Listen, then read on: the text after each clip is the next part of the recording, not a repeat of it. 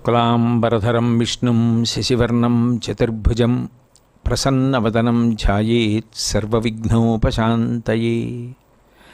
గురుర్బ్రహ్మా గురుర్విష్ణుః గురుర్దేవో మహేశ్వరః గురుః సాక్షాత్ పరం బ్రహ్మ తస్మై శ్రీగురవే నమః. వ్యాసాయ విష్ణురూపాయ వ్యాసరూపాయ విష్ణవే నమో వై బ్రహ్మనిధయే వాసిష్ఠాయ నమో నమః. కూజంతం రామ రామేతి మధురం మధురాక్షరం ఆరుహ్య కవితాశాఖాం వందే వాల్మీకికోకిలం. శ్రుతిస్మృతిపురాణానాం ఆలయం కరుణాలయం నమామి భగవత్పాదశంకరం లోకశంకరం. వాగర్ధావివ సంపృక్తౌ వాగర్ధ ప్రతిపత్తయే జగతః పితరౌ వందే పార్వతీ పరమేశ్వరౌ. సూక్తిం సమగ్రయతున స్వయమేవ లక్ష్మీ శ్రీరంగరాజమహిషీ మధురైకటాక్షైః వైదగ్ధ్యవర్ణగుణగుంభనగౌరవైర్యాం కండూలకర్ణకుహరాः కవయోధయంతి. హైమోర్ధ్వపుండ్రమజహన్మకుటం సునాసం మందస్మితం మకరకుండలచారుగండం బింబాధరం బహుళదీర్ఘకృపాకటాక్షం శ్రీవేంకటేశముఖమాత్మనిసన్నిధత్తాం. విమలపటి కమలకుటి పుస్తకరుద్రాక్షసస్తహస్తపుటి కామాక్షి పక్ష్మలాక్షి కలిత విపంచి విభాసి వైరించి. హరి ఓం. పరమేశ్వర స్వరూపైన సభకి నమస్కారం. 30వ నామంలో శంకరాచార్యుల వారిని శుచయీ నమః అని కీర్తిస్తున్నారు. శుచయీ నమః అంటే శుచి కలిగిన వారు అని. శుచి రెండు రకాలుగా ఉంటుంది. బాహ్యాభ్యంతర శౌచము అంటారు. అంటే బాహ్యమునందు శౌచమును కలిగి ఉండుట, లోపల కూడా శౌచమును కలిగి ఉండుట. అంటే రెండు విధాలుగా కూడా మనిషి శుచిగా ఉండుట. బాహ్యము అంటే ఉపకరణము, ధర్మానుష్ఠానానికి అంతటికీ పనికొచ్చేటటువంటి ఉపకరణం, భగవంతుడు మనకి అనుగ్రహించినటువంటి ఉపకరణం ఈ శరీరం. అటువంటి శరీరం ఏదైతే ఉందో ఆ శరీరం ధర్మానుష్ఠానానికి పనికొచ్చేటటువంటి ఉపకరణం. దాన్ని చాలా జాగ్రత్తగా కాపాడుకుంటూ ఉండాలి.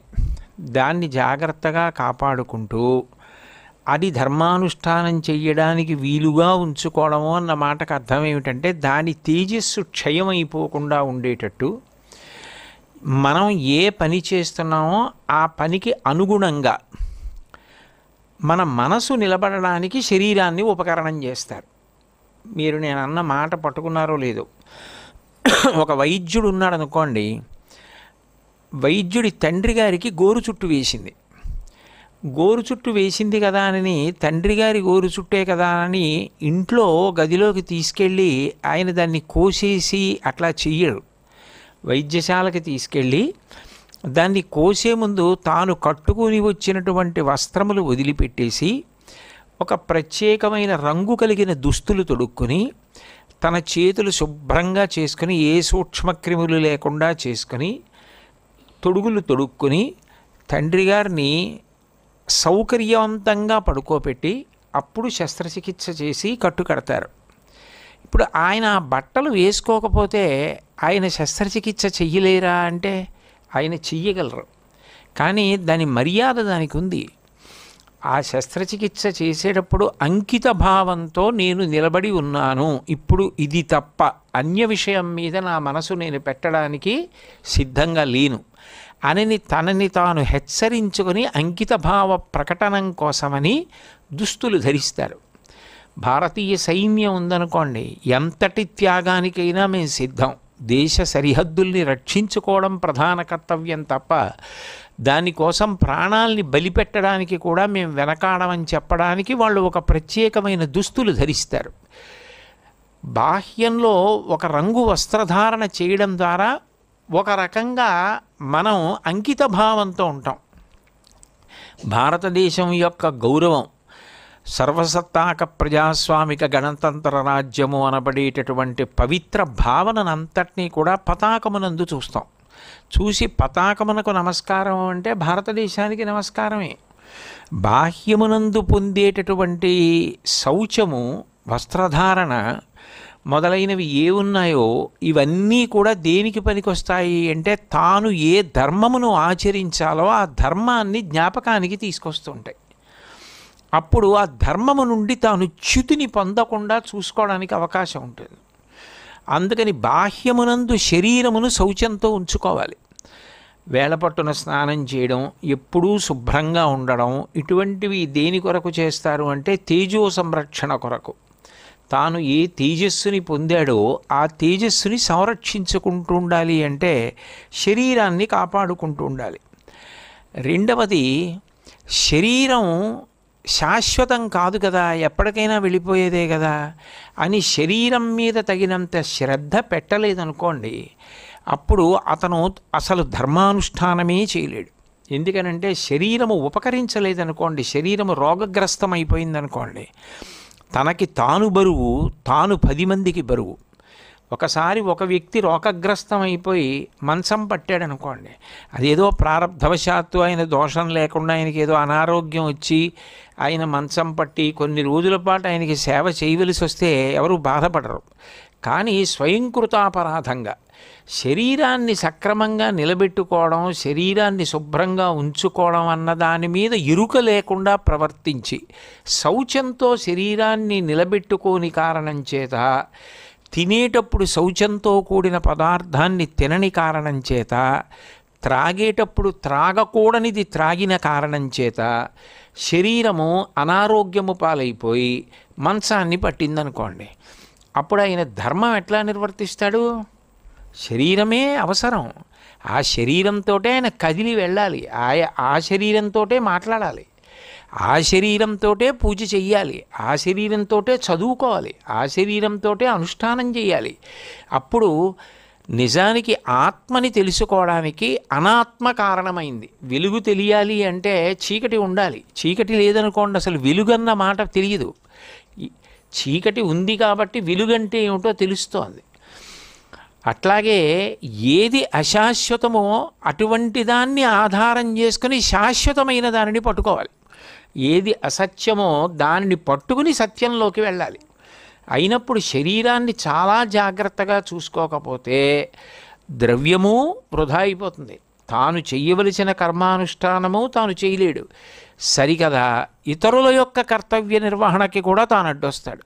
ఎందుకనంటే ఇంట్లో వాళ్ళకి ఏ ఇతర పనులు చూసుకోవడానికి వీలు లేకుండా వీళ్ళకి శుశ్రూష చేయవలసి వస్తుంది. అది వృద్ధులైపోయో అనారోగ్యం అకస్మాత్తుగా వచ్చో చేయడానికి ఎవరు వెనుకాడరు, అది తప్పు అనరు కూడా. కానీ నిర్లక్ష్య భావంతో శరీరాన్ని సక్రమంగా నిర్వహించని కారణం చేత తినడంలో క్రమశిక్షణ లేకపోవడం, స్నానం చేయడంలో క్రమశిక్షణ లేకపోవడం, శరీరాన్ని ఆరోగ్యవంతంగా ఉంచుకోవడానికి తాను ఏ ప్రయత్నాలు చెయ్యాలో అటువంటి ప్రయత్నాలు ఏవీ చెయ్యకుండా ఉండడం చేత శరీరము తగినంత రీతిలో ఉపయోగపడకపోతే తాను చెయ్యవలసిన అనుష్ఠానము తాను చెయ్యలేడు. అందుకని అది అశాశ్వతమైన అసత్యమైన శరీరాన్ని మాత్రం అంత తేలికగా చూడడానికి వీల్లేదు. అది మహోపకరణం. మాట అందులోంచి వస్తోంది, అవగాహన అందులోంచి జరుగుతోంది. అందుకని బాహ్య శౌచానికి ఎంతో ప్రాధాన్యత ఉంటుంది. శరీరాన్ని శౌచంతో ఉంచాలి. అంతఃశౌచానికి అంతకన్నా ఎక్కువ ప్రాధాన్యత ఉంటుంది. శరీరం ఎంత మిసమిసలాడిపోతున్నా చుక్క చెమట పట్టకుండా కించిత్ దుర్గంధం లేకుండా ఎంత అందంగా శరీరాన్ని ఉంచినప్పటికీ లోపల అంతఃకరణ చతుష్టయమునందు శౌచము లేదు.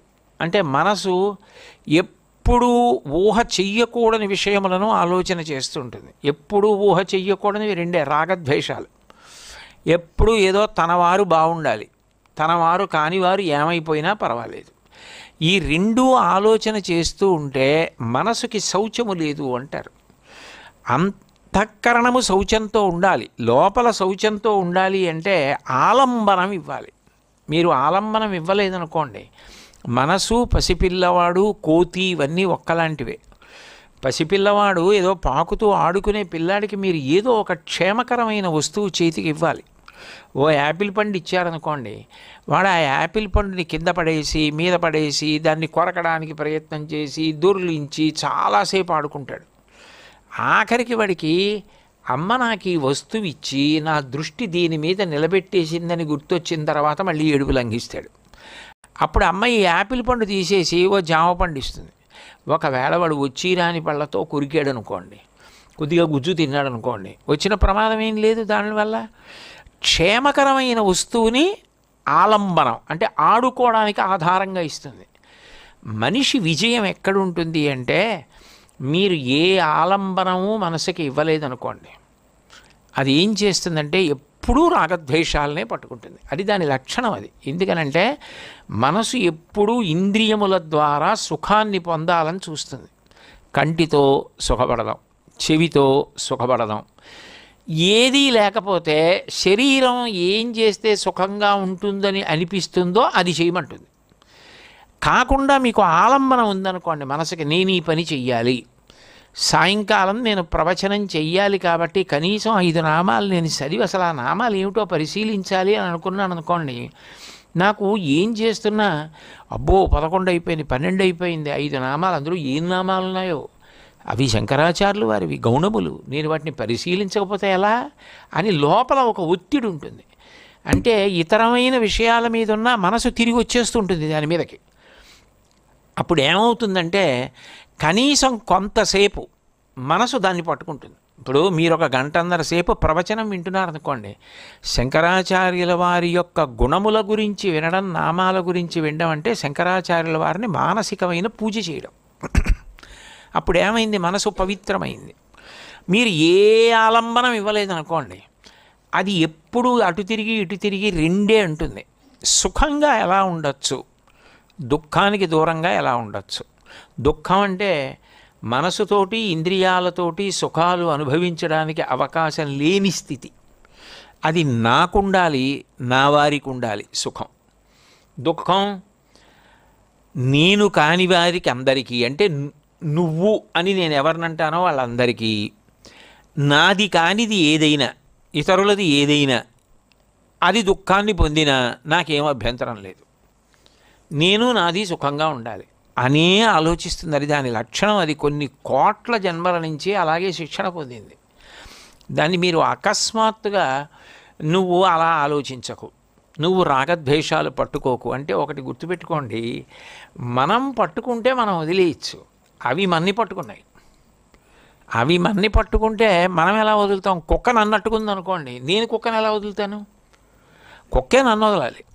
ఇప్పుడు కుక్క నన్ను వదలటం లేదనుకోండి, కుక్క నా పంచె గట్టిగా పట్టుకుని ఉంటే నేను ఆ పంచె వదిలేయాలంతే. ఇంకా కుక్క నుంచి తప్పించుకోవాలంటే ఆ పంచెను వదిలేసి వెళ్ళిపోవాలి.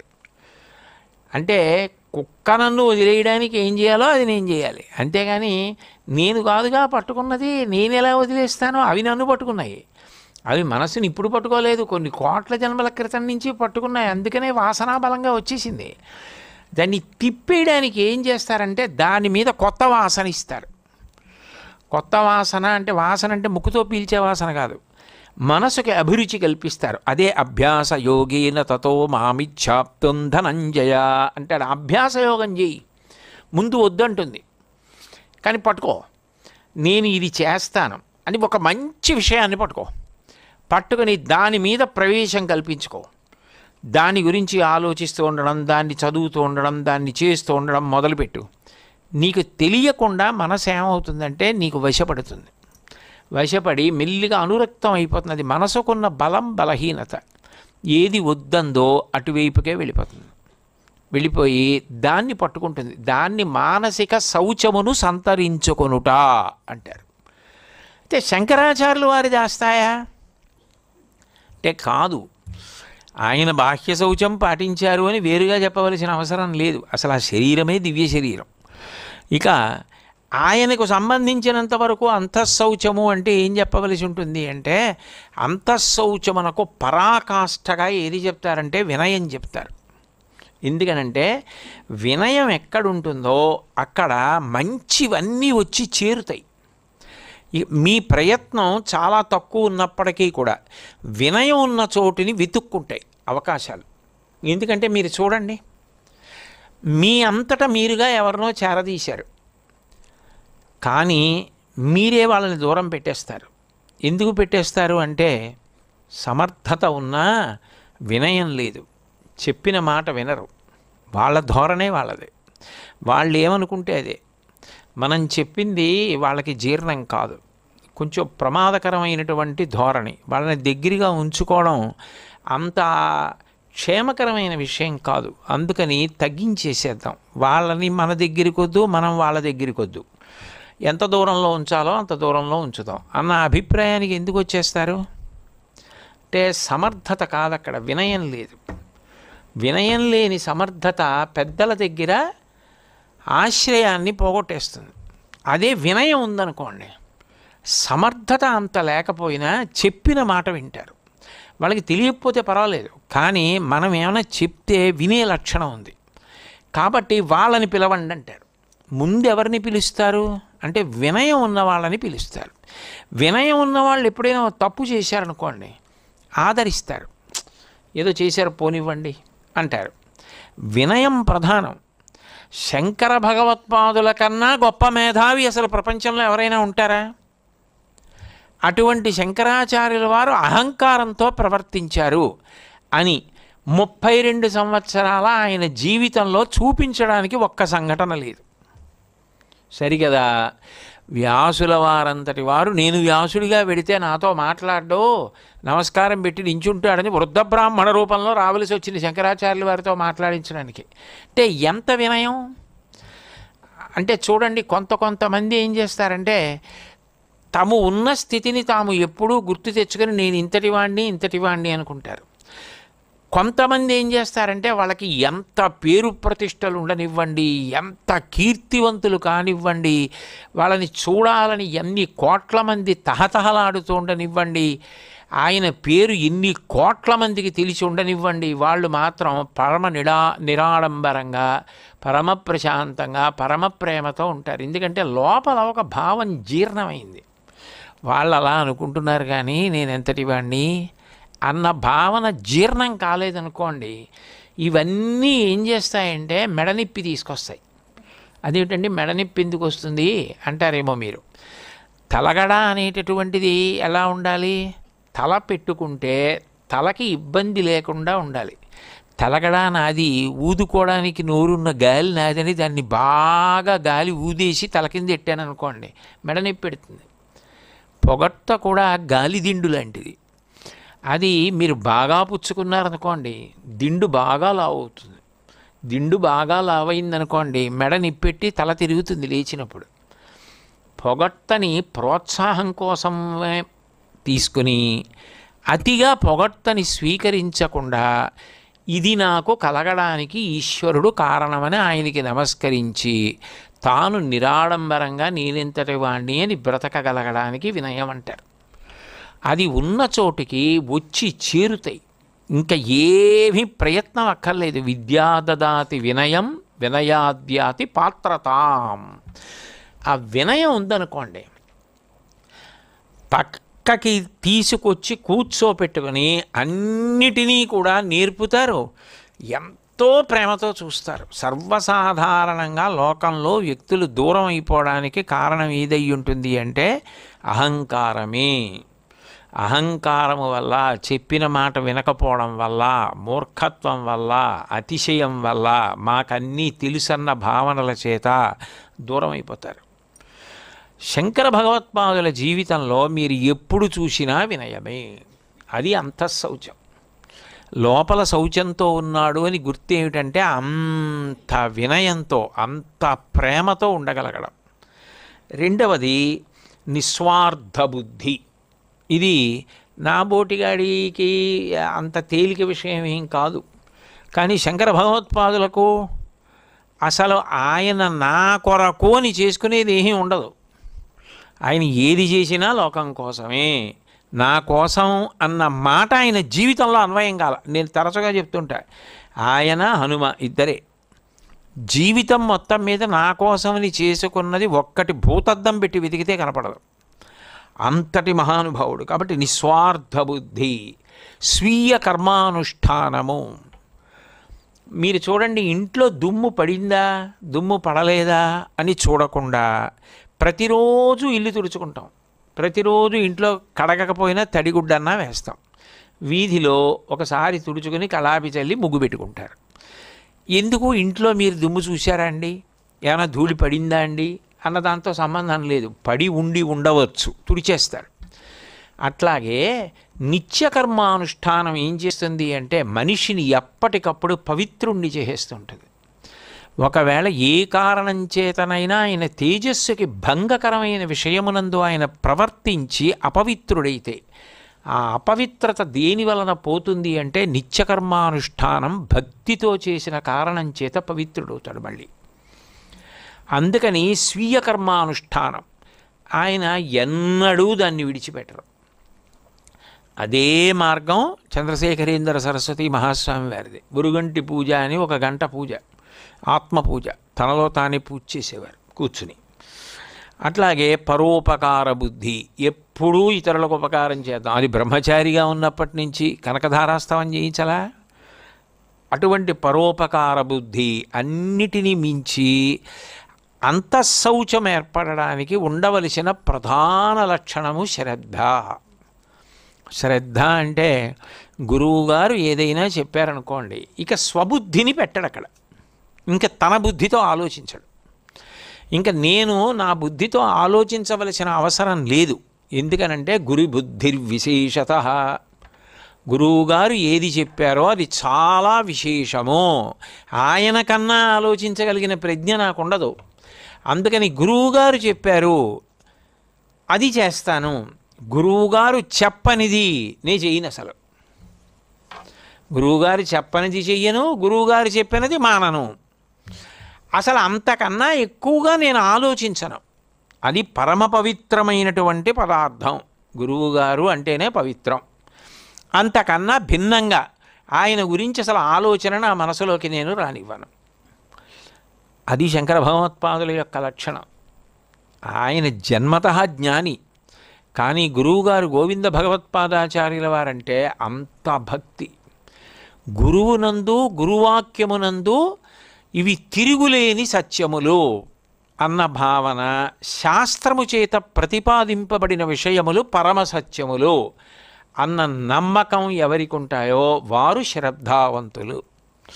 ఆ శ్రద్ధ ఎవరికి ఉందో వారికి ఈశ్వరానుగ్రహం ఉంటుంది. సా శ్రద్ధ కడితా సిద్భి యయా వస్తూపలభ్యతే, వారికి అన్నీ లభిస్తాయి. చూడండి, పెద్దలు నిర్ణయించినారు గాన అని రాస్తారు శుభలేఖలో.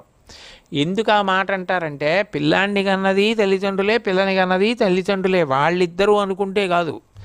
వాళ్ళిద్దరూ వైవాహిక జీవితాన్ని మొదలు పెడుతున్నారు. అది పండాలి.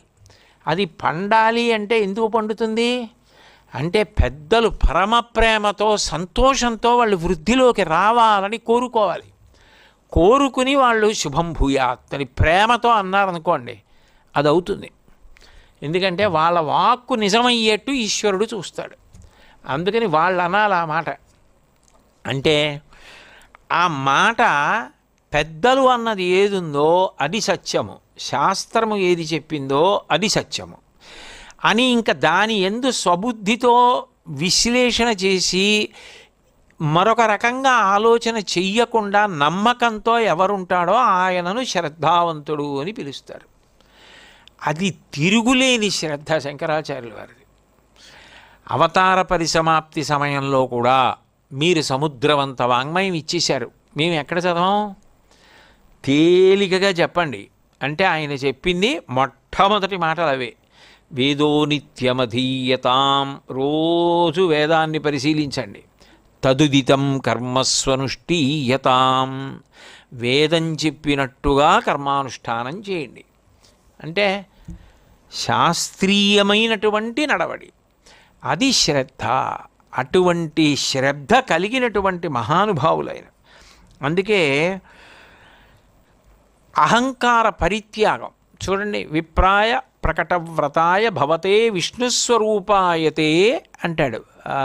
బలిచక్రవర్తి వామనమూర్తికి దానం ఇచ్చేటప్పుడు నేను దానం ఇస్తున్నాను అనడం శాస్త్రము ప్రమాణం. ఎందుకని, నా దగ్గర ఉంది కానీ పుచ్చుకునేవాడు లేడనుకోండి, దానం పుచ్చుకునేవాడు లేకపోతే మీ వస్తువు పుణ్యముగా మారదు.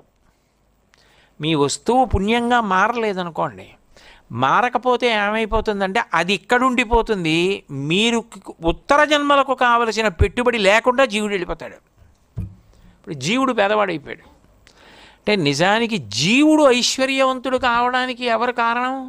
పుచ్చుకుంటున్నవాడు కారణం.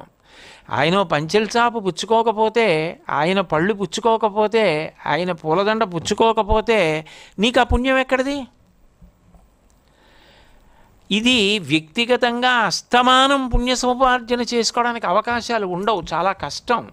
ఎందుకంటే ఇప్పుడు నేను నా ఇంట్లో కూర్చుని ఉన్నాను అనుకోండి, నేను నా ఇంట్లో కూర్చుని ఉంటే నేను పుణ్యం చేసుకుందాము అని తహతహ ఉన్నా చాలా కష్టం చేయడం. దానికి వ్యవస్థల నిర్మాణం ఉండాలి. అది శంకరాచార్యులు వారి ప్రజ్ఞ. ఇప్పుడు ఉదాహరణకి మీకు గోశాల ఉందనుకోండి, మీరు పొద్దున్నే గోవు దగ్గరికి వచ్చి ప్రదక్షిణం చేస్తారు. మాతర సర్వభూతానాం గావ సర్వసుఖప్రద వృద్ధిమాకాంక్షత నిత్యం గావ కార్యా ప్రదక్షిణా. ఆ గోవుకి ప్రదక్షిణం చేస్తే సమస్త భూతములకు తల్లి, పరదేవత ప్రదక్షిణం చేసినట్టు. గో సేవ చేశారు, పరదేవత సేవ చేశారు. మొక్కలకి నీళ్లు పోశారు, ఒక పూలదండ భగవంతుడి మెడలోకి వెళ్ళడానికి కారణమయ్యారు. గోశాలకు వచ్చి భౌతికమైన సేవ చేశారు. సాక్షాత్ పరదేవత తిరిగాడేటటువంటి ప్రదేశంలో లక్ష్మీ నివాస స్థానంలో మీరు సేవ చేశారు. వ్యవస్థ లేకుండా పుణ్యం ఎలా సంపాదిస్తారు? అసలు వ్యవస్థ లేదనుకోండి, మీకు పుణ్యం ఎలా కలుగుతుంది? ఒక్కొక్క వ్యవస్థకి మీరు చేసిన ఉపకారం అంతటి గొప్ప ప్రయోజనం అయిపోతుంది, అంత గొప్ప ఫలితం అయిపోయి కూర్చుంటుంది. అది ఒక్కొక్కసారి మనకి తెలియదు అంత గొప్ప పని చేశామని. 21 తరాలకు పనికి వస్తుంది. ఎక్కడో చాతుర్మాస్యం జరుగుతోంది. చాతుర్మాస్యం అంటే చిన్న విషయం కాదు. స్వయంగా చంద్రమౌళీశ్వరుడు వస్తున్నాడు, అక్కడికి త్రిపుర సుందరి వస్తోంది. అటువంటి దానికి ఒక ఆయన ప్రభుత్వోద్యోగంలో ఉండి తన ఉద్యోగంలో తనకు సంక్రమించిన అధికారం ద్వారా ఎంతో ఉపకారం చేశారు. అది కూడా చూస్తాడు పరమేశ్వరుడు, అంత తేలిగ్గా ఏం వదిలిపెట్టడు. దాన్ని 21 తరాల వరకు రక్షిస్తాడు. వ్యవస్థ లేకుండా మీరు ఎలా చేస్తారా ఉపకారం? ఆ సేవ ఎలా చేస్తారు? అంటే చెయ్యడం ఒక ఎత్తు అయితే, చేసేటప్పుడు శాస్త్రాన్ని ప్రమాణం చేయడం ఒక ఎత్తు. అందుకే చూడండి, బలిచక్రవర్తి అంతటి వాడు వామనమూర్తికి దానం చేసేటప్పుడు నేను చేస్తున్నాననలేదు. విప్రాయ ప్రకటవ్రతాయ భవతే విష్ణుస్వరూపాయతే తత్ప్రామాణ్య విధే త్రిపాదస్య ధరణిం దాస్యామి అంచున్ క్రియాక్షిప్రుండై ధనుజేశ్వరుండు వడుగుం చేసాచి పూజించి బ్రహ్మప్రీతంబని ధారవోసి భువనం ఆశ్చర్యము పొందగాన్. ఇది విష్ణుప్రీతి కొరకు నేను ఇస్తున్నాను, నా ఎదురుగుండా ఉన్నవాడు విష్ణువే. అందుకని పుచ్చుకుంటున్నవాడికి కాళ్ళు కడిగిచ్చాడు. అందుకని పుచ్చుకునేవాడికి గంధం రాసి అక్షతలు వేసి బ్రహ్మాండమలంకృత్య, మీరే బ్రహ్మ, మీరే సాక్షాత్ పరమేశ్వరుడు అని పెడతారు. ఏదో ఒక ఆయన ఇంటికి భోజనానికి వచ్చాడు అనుకోండి, భోజనం పెడుతున్నానని పెట్టరు, ఔపోసన వడ్డించారంటారు. ఏదో శ్రీరామనవమి ఎవరో వచ్చారు, ఇంట్లో భోజనం చేస్తున్నారు. రామచంద్రమూర్తి స్వరూపాయ బ్రాహ్మణాయ తుభ్యం నమః, మీరే రామచంద్రమూర్తి, ఇవాళ నా ఇంట్లో రామచంద్రమూర్తిగా మీరు భోజనం చేస్తున్నారు అని. అంటే ఏది చేస్తున్నా నిరహంకారంగా శాస్త్రాన్ని ప్రమాణం చేసి చెయ్యడం. శంకర భగవత్పాదుల కన్నా ఇంకా దీనికి ఉదాహరణ ఎవరుంటారు? శాస్త్రం. అందుకే ఒక మాట అంటుంది, శాస్త్రాయచ సుఖాయచ అంది. అంటే చాలా పెద్ద పెద్ద విషయాలు చెప్పేటప్పుడు ఏం చేస్తారంటే తేలిక గుర్తుపెట్టుకోవడానికి వీలుగా చెప్తారు. శాస్త్రాయచ సుఖాయచ, నువ్వు శ్రద్ధతో ఉన్నవాడివయ్యున్నప్పుడు నీకు సుఖము తప్ప వేరొకటి ఉండదు. ఎందుకని? శాస్త్రం పట్టుకున్నాడంటే ధర్మం పట్టుకున్నాడు, అది నిన్ను కాపాడుతుంటుంది. కాబట్టి ఇక్కడ సుఖం. చేసినది ధర్మం, చేసినది శాస్త్రీయమైన ఆచరణ కాబట్టి శరీరపతనానంతరం స్వర్గం. అప్పుడు దుఃఖం ఎక్కడుంది? కాబట్టి శాస్త్రాయచ సుఖాయచ. ఇది అంతఃశౌచం. లోపల శౌచంతో ఉన్నాడు అంటారు. బాహ్య శౌచం శరీరమును ఎప్పుడూ తేజోవంతంగా ఉంచుకోవడానికి ఏది చేస్తూ ఉండాలో అది చేస్తూ శరీరాన్ని ధర్మాచరణమునకు ఉపకరణంగా నిలబెట్టుకుంటూ ఉండడం. కేవలం ఆరోగ్యంగా ఉంచుకున్నామండి కాదు, ఉంచుకొని ఉపయోగించుకుంటున్నావా అది ప్రధానం. లేకపోతే ఆయుర్దాయం వెళ్ళిపోతూ ఉంటుంది కదా. ఆరోగ్యంగా ఉన్నానండి అని కూర్చుంటే ఉంటుందా? ఆయువు ఉండదు. ఆయుర్నశ్యతి పశ్యతాం ప్రతిదినం యాతి క్షయం యవ్వనం ప్రత్యాయంతిగతా పునర్న దివసా కాలో జగద్భక్షక లక్ష్మీస్తోయ తరంగ భంగ చపలా విద్యుచ్చలం జీవితం తస్మాన్ మాం శరణాగతిం కరుణయా త్వం రక్ష రక్షాధునా అంటారు శివాపరాధ క్షమాపణ స్తోత్రంలో శంకరాచార్యులు వారు. సూర్యోదయ సూర్యాస్తమయాల్లో అయిపోతుంది. మెరుపు మెరుస్తుంది, చాలా బాగుంటుంది, కానీ అందుతుంది ఎంతసేపు ఉంటుంది? సుఖాలంతే. కాబట్టి ఈ భావన ఏదైతే ఉందో, ఈ విలువలు లోపల కలిగి ఉండడం ఏదైతే ఉందో దాన్ని అంతఃశౌచం అంటారు. ఈ బాహ్యాభ్యంతర శౌచములు రెండింటినీ పరిపూర్ణముగా కలిగినటువంటి వ్యక్తి శంకర భగవత్పాదులు. అందుకని శుచయే నమః. అటువంటి శంకరాచార్యుల వారు నిత్యానందాయ నమః. నిత్యానందము అంటే ప్రతినిత్యము ఆనందమే, ఎప్పుడూ ఆనందమే. అసలు ఒక్క క్షణం కూడా ఆనందరహిత స్థితి లేదు, ఎప్పుడూ ఆనందంగా ఉండడమే. అట్లా ఎట్లా ఉంటారు అలా ఆనందంగా? అసలు ఈ నిత్యానందము అన్న మాటకి హద్దు ఏమిటి? ఎంత ఆనందం అయితే నిత్యానందం అంటే దానికి తైత్తిరీయోపనిషత్తులో ఆనందమీమాంస అని ఉంది. ఆ ఆనందమీమాంస అన్న దాంట్లో కొన్ని మంత్రాలు ఉంటాయి. ఆ మంత్రాల ద్వారా ఆనందములలో అన్నిటికన్నా గొప్పది బ్రహ్మానందం ఎందుకయిందో చెప్తారు. తేలికగా చెప్పాలంటే మనుష్యానందము అంటారు. అంటే ఒక మనిషి ఆనందముగా ఉన్నాడు అని చెప్పడానికి ప్రమాణం ఏమిటంటే ఆయన మంచి యవ్వనంలో ఉండి తిరుగులేని బలవంతుడై యావత్ భూమండలానికి చక్రవర్తి అయి సమస్త భోగములను అనుభవిస్తూ ధార్మికుడై నిర్భయంగా పరిపాలన చేస్తూ ప్రజారంజకుడైతే ఆయన పొందే ఆనందం ఏదైతే ఉందో దాన్ని మనుష్యానందం అంటారు. అంతేగాని మధుర పదార్థం తింటే ఒక మనిషి పొందిన ఆనందం కాదు. ఆ స్థాయిలో పొందిన ఆనందం మనుష్యానందం. దానికి 100 రెట్లు ఆనందాన్ని పొందగలిగితే మనుష్య గంధర్వానందము అని పిలుస్తారు. దానికి 100 రెట్లు పొందితే దేవగంధర్వానందము అంటారు. దానికి 100 రెట్లు పొందితే పితృదేవతానందము అంటారు. దానికి 100 రెట్లు పొందితే అజానజానందము అని పిలుస్తారు. దానికి 100 రెట్లు పొందితే కర్మదేవతానందము అని పిలుస్తారు. దానికి 100 రెట్లు పొందితే దేవతానందము అని పిలుస్తారు. దానికి 100 రెట్లు పొందితే ఇంద్రానందము అని పిలుస్తారు. దానికి 100 రెట్లు పొందితే బృహస్పత్యానందము అంటారు. దానికి 100 రెట్లు పొందితే ప్రజాపత్యానందము అంటారు. దానికి 100 రెట్లు పొందితే హిరణ్యగర్భానందము అంటారు. దానికి 100 రెట్లు పొందితే బ్రహ్మానందము అంటారు. జీవబ్రహ్మైక్య సిద్ధిని ఎవరు పొందారో, ఎవరు జ్ఞానము చేత తాను బ్రహ్మమై నిలబడగలిగాడో ఆయన పొందే ఆనందము బ్రహ్మానందము. అది నిత్యానందము, దానికి చ్యుతి ఉండదు, దాని నుంచి ఇక జారరు.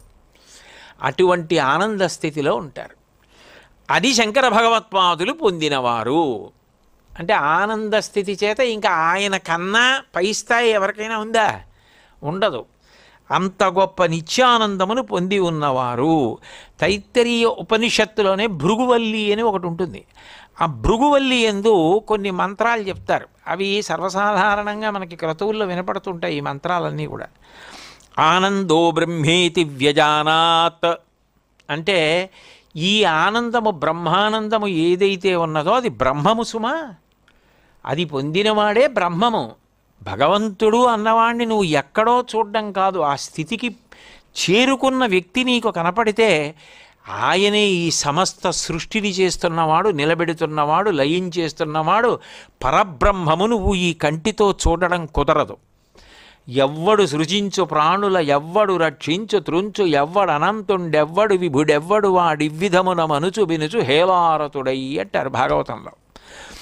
ఏ ఒక్క పరబ్రహ్మము ఇన్ని కోట్ల బ్రహ్మాండములను సృష్టిస్తోందో, నిలబెడుతోందో, ప్రళయంలో లయం చేస్తోందో ఆ బ్రహ్మము ఈ కంటి చేత చూడబడదు. కానీ ఆ బ్రహ్మము ఈ కంటి చేత చూడబడాలంటే బ్రహ్మానందమును పొందిన గురువుగా భూమి మీద తిరుగుతోంది. అలా తిరిగిన వారు శంకర భగవత్పాదులు. అంటే శంకర భగవత్పాదుల దర్శనం బ్రహ్మము యొక్క దర్శనం. బ్రహ్మం మళ్ళీ మూడుగా విడి సృష్టి స్థితి లయ చేస్తే బ్రహ్మ విష్ణు మహేశ్వరులు.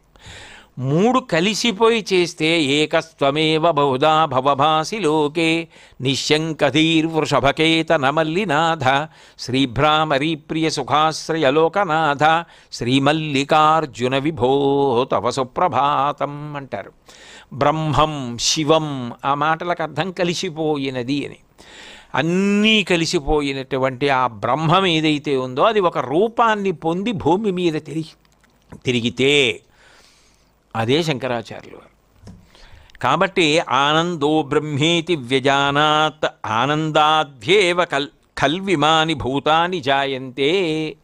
అదిగో ఆ ఆనంద స్థితిని పొందినవాడు ఉన్నాడే ఆయన బ్రహ్మము, కాబట్టి ఆయన నుండి ఈ సమస్తము ప్రభవిస్తోంది. ఆనందేన జాతాని జీవంతి. ఆ ఆనందమును పొందిన వ్యక్తి ఎవరున్నారో ఆయనే పరబ్రహ్మము, కాబట్టి నిజానికి ఈ సృష్టి అంతా ఆయన వలననే జీవించి నడుస్తోంది. స్థితికర్త ఆయనే. ఆనందం ప్రయంత్యభిసంవిశంతీతి. ఆనందమే పరంబ్రహ్మ కనుక అదే మహాప్రళయాన్ని చేస్తోంది. మూడు చేస్తున్న పరబ్రహ్మాన్ని ఒక రూపంతో చూడాలనుకుంటే అదిగో అది ఎక్కడో లేదు. ఆ బ్రహ్మానందము ఒకరోజు కాదు, ఒక క్షణం కాదు, నిత్యము నిరంతరము అనుభవించేటటువంటి స్థితిని పొందిన శంకర భగవత్పాదులే. అంటే వారి దర్శనం పరబ్రహ్మ దర్శనం అంత గొప్పది. ఒక్క ప్రదక్షిణం వారికి చేయగలిగితే చాలు, వారి పాదముల మీద ఒక్క మారేడు దళం వేయగలిగితే చాలు, ఒక్క నమస్కారం చేయగలిగితే చాలు. యథార్థమునకు ఈశ్వర పూజ కన్నా గురు పూజ గొప్పది, కాబట్టి అంత గొప్పదై ఉన్నది. అప్పుడు ఆయన ఆ బ్రహ్మానంద స్థితి యందు మనసుకు సాక్షి. మనందరం మనసు చెప్పినదే నేను చెప్పింది అన్న భావనలో ఉంటాం. నాకు ఈ ఆలోచన వచ్చిందండి, నేను చెప్పానండి, నేను చేశానండి అని. కానీ ఆ సంకల్పాలు వికల్పాలు వస్తున్న మనసుని ఏ కదలిక లేకుండా సాక్షిగా చూస్తూ ఉంటారు. ఎప్పుడో కాదు, ఎప్పుడూ అలా ఎప్పుడో ఒక్కొక్కసారి రోజుకో పావుగంట 20 నిమిషాలు అలా ఉంటారని అనకూడదు. ఎప్పుడూ అట్లాగే ఉంటారు. అది బ్రహ్మానంద స్థితి. దాని గురించి వశిష్ఠ గీతలో వశిష్ఠ మహర్షి ఒక అద్భుతమైన విషయం చెప్తాడు. జీవన్ముక్తుడు విదేహముక్తుడు అని రెండు కింద మాట్లాడతాడు. ఆ స్థితి, ఆ ముక్తి, ఆ ఆనంద స్థితి చచ్చిపోయిన తర్వాత ఎప్పుడో రాదయా. ఆ జ్ఞానము పొందినవాడు ఇక్కడ ఉండగానే, ఈ శరీరంతో ఉండగానే పొందుతాడు. జీవన్ముక్త పదం త్యక్వా దేహే కాల వశీకృతే విశిత్య దేహముక్తత్వం పవనో స్పందతామివా అంటాడు. ఇక్కడ ఉండగా ఆ జీవన్ముక్తుడు ఎలా ఉంటాడు అంటే, కొబ్బరి కురిడి చూడండి, పెంకుకి అంటుకుపోయి ఉంటుంది కొబ్బరి. మీరు దాన్ని కోరంలో పెట్టి కోరితే ఊడుతుంది, మొత్తం రాదు. ఇంకా కోరితే ఆ పెంకుకున్నటువంటి రజన పడిపోతుందని వదిలేస్తాం. మా చిన్నతనంలో కోరేసిన చెప్ప అక్కడ పడేసి పిలిస్తే చెంచాయో గరిటో పెట్టుకుని దాన్ని పీకు తింటుండేవాళ్ళం. చిన్నతనం సరదా, మీరు చెప్పరు నేను చెప్తాను అంతే తేడా. తింటుండేవాళ్ళం. కొబ్బరి వదలదు, అలా పట్టుకుని ఉంటుంది గట్టిగా. అందులోకి నీళ్ళు ఎప్పుడు వెళ్ళాయో కూడా తెలియదు, ఎక్కడి నుంచి లాగి నీళ్లు నింపుకుందో తెలియదు, ఆ నీళ్ళు ఎప్పుడు ఆవిరైపోయాయో తెలియదు, ఈ కొబ్బరి ఎప్పుడు పెంకును వదిలేసిందో తెలియదు. అది కురిడి. అంత గట్టిగా పట్టుకున్నది అంత అద్భుతంగానూ వదిలేసింది. ఇప్పుడు కొబ్బరికాయని పట్టుకుని ఊపితే గుడుగుడు గుడుగుడు గుడుగుడు శబ్దం వస్తుంది. దాన్ని కొట్టినప్పుడు ఆ కురిడి బయటకు వచ్చిందనుకోండి, తినరు, పూర్ణాహుతిలో వేసేయండి అంటారు. ఎందుకంటే తనంత తానుగా అంత గట్టిగా పెంకుని పట్టుకున్నది వదిలేసింది. అంటే జీవన్ముక్తుడు ఏం చేస్తాడంటే శరీరాన్ని సాక్షిగా ఆత్మతో చూస్తుంటాడు.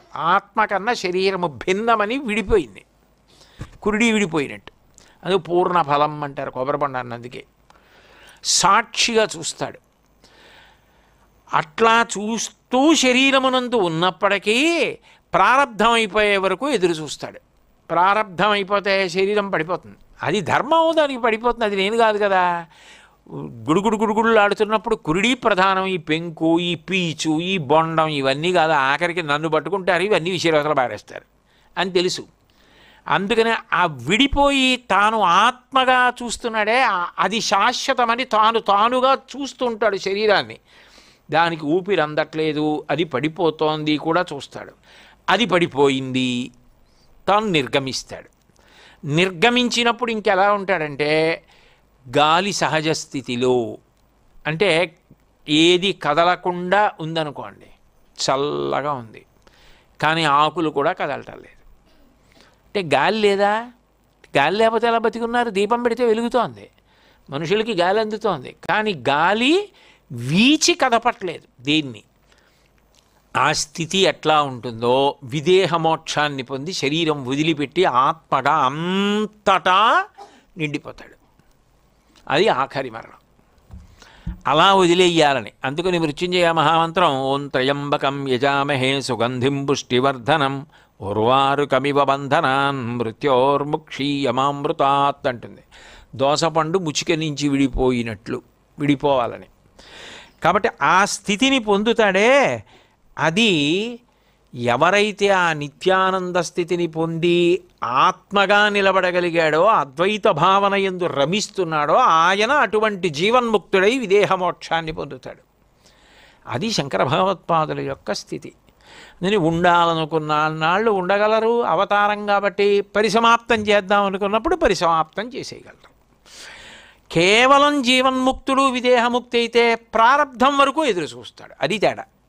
కాబట్టి శంకరాచార్యుల వారు అవతారం కాబట్టి ఆయనకి ప్రారబ్ధంతో సంబంధం లేదు శరీరం పడ్డానికి. ఆయన అవతారాన్ని ఎప్పుడు పరిసమాప్తం చేద్దాం, ఇంకా నేను ఇవ్వగలిగిందంతా ఇచ్చేసా, చెప్పగలిగిందంతా చెప్పేశా, ఇక పట్టుకోవడం వాళ్ళ వంతు, ఆ పైన నా కరుణ వాళ్ళ యందు ఎప్పుడూ ఉంటుంది శివుడిగా అనుకుని ఆయన ఆ రూపాన్ని ఉపసంహారం చేసేద్దాం అనుకున్నప్పుడు అవతార పరిసమాప్తం చేసేశారంతే. కాబట్టి నిత్యానంద స్థితి. అందుకే ఆయన అన్నపూర్ణాష్టకం చేస్తే ఇది కావాలి అని అడిగారు. నాకు కావలసింది ఏది అంటే, అమ్మా ఈ నిత్యానంద స్థితి నాకు కావాలి. అన్నం తిని శరీరంతో ఉండడం కాదు, శరీరంతో నేను సాధన చేసి శరీరము కన్నా భిన్నమైన ఆత్మగా నేను నిలబడగలిగిన స్థితిని జ్ఞానము చేత నువ్వు నాకు కటాక్షించి నిత్యానందముని ఇవ్వాలి. అందుకే ప్రారంభమే దేంతో మొదలెట్టారంటే నిత్యానందకరీ వరాభయకరీ సౌందర్యరత్నాకరీ. అసలు అన్నపూర్ణాష్టక ప్రారంభమే నిత్యానందకరీ. అసలు ఎవరైనా ఊహిస్తారా? పూట పూట అన్నం పెట్టే తల్లి అని మొదలెట్టాలి, గంటకి అన్నం పెట్టే తల్లి మన ఆకలిని బట్టి అడగాలి. కానీ ఆయన అడగలేదు అమ్మవారిని. నిత్యానందకరీ వరాభయకరీ సౌందర్యరత్నాకరీ అని మొదలెట్టారు. అంటే అమ్మ నేను అన్నం తిని పెరిగితే ఏమిటమ్మా ఉపయోగం? అలా కొన్ని కోట్ల జన్మలు పెరిగింది, పెరుగుతుంది, తరుగుతుంది, పడిపోతుంది, మళ్ళీ ఇంకో దాంట్లోకి ఎడుతుంది, మళ్ళీ అక్కడ పెరుగుతుంది, తరుగుతుంది, పడిపోతుంది. అది కాదు. ఇందులో ఉంటూ దీన్ని సాక్షిగా చూస్తూ బ్రహ్మానందమును పొందగలిగిన స్థితి నీ అనుగ్రహం చేత రావాలి. నాకు ఆ జ్ఞానభిక్ష పెట్టు. నిత్యానందకరీ అని మొదలెట్టారు. అన్నపూర్ణాష్టకాన్ని నిత్యానందకరీతో మొదలెట్టారు. కాబట్టి తల్లి అటువంటి స్థితిని ఇమ్మని అడుగుతారు. అందుకని ఎవరు శంకరులు అంటే నిత్యానందాయ నమః. ఆయన నిత్యము ఆనందముగా ఉండేటటువంటి రూపమున్నవారు. నిత్యానందమే ఆయన రూపమై ఉన్నది. అంత గొప్ప స్థితిని పొందిన మహాపురుషులు. మంగళాశాసనపరై మదాచార్య పురోగమై సర్వైశ్చ పూర్వైరాచార్యై సత్కృతాయాస్తు మంగళం. మంగళం కోసలేంద్రాయ మహనీయ గుణాత్మనే చక్రవర్తి తనూజాయ సార్వభౌమాయ మంగళం. ఉమాకాంతాయ కాంతాయ కామితార్థప్రదాయినే శ్రీగిరీశాయ దేవాయ మలినాథాయ మంగళం. సర్వం శ్రీ ఉమామహేశ్వర పరబ్రహ్మార్పణమస్తు. స్వస్తి.